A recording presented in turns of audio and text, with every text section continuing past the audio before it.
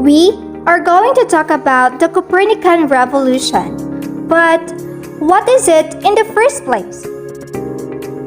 Copernican Revolution is a major shift of worldwide views from believing that the Earth is the center of the universe to believing the Sun-centered solar system, which is proposed by Nicolaus Copernicus. To know about this topic, let's learn more information that would help us understand better. Before, there were two competing models of the solar system, the Geocentric Model and Heliocentric Model. The Geocentric Model shows that the Earth is the center of the universe. This theory was supported by Aristotle and Ptolemy. For many years, people believed this theory as a fact. The Geocentric Model was not challenged when Nicolaus Copernicus entered the scene.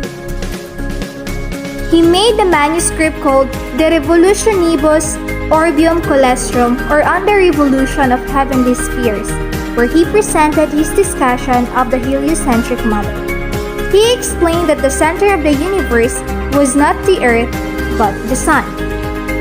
The publication of his book made an impact to the people. It is safe to say that it became the start of the Copernican Revolution. There were people who gave evidences to heliocentric theory, which was proposed by Copernicus. These were Galileo Galilei, Tycho Brahe, and Johannes Kepler. Galileo's invention, which is the telescope, made him see the heavenly bodies clearer and provided facts that would support heliocentric theory. Tycho, on the other hand, used measurement to give a new interpretation of the solar system, while Kepler used calculus to give laws and formulas that would also prove the heliocentric theory.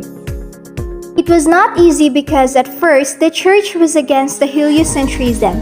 They believed the geocentric theory, so whoever is against it will be punished. But evidences were provided with the use of mathematics and technology. The heliocentric model is actually the true model of the solar system. The whole Copernican Revolution was a way to seek out the truth. Its contribution to science, especially astronomy, is truly revolutionary. If not for us, we may still think that the Earth is at the center.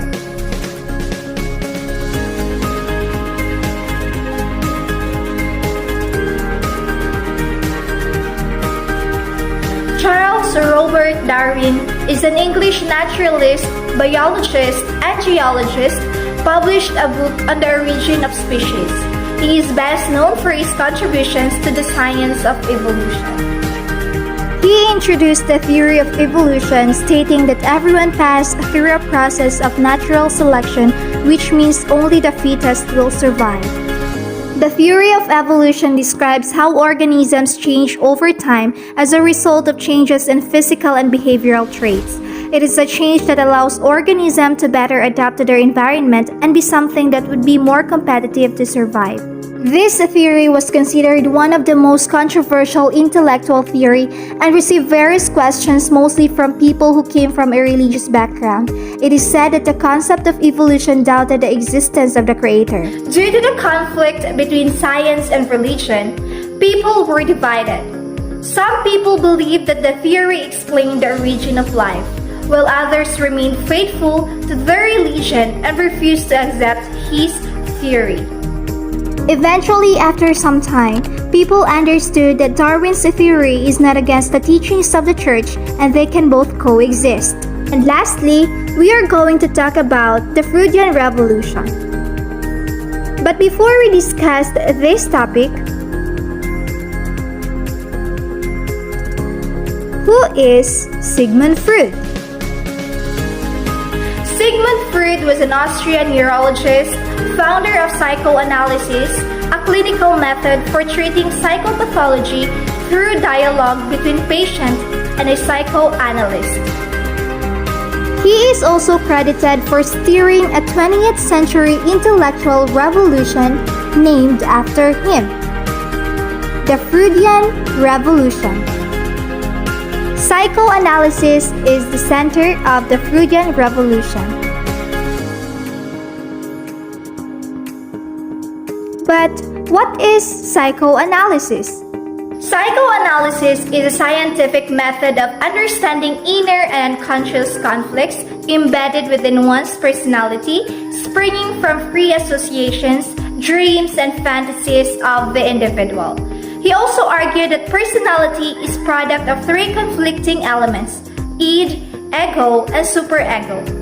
Science hardliners brush off the legitimacy of psychoanalysis as a science since its concepts were more philosophical and supernatural.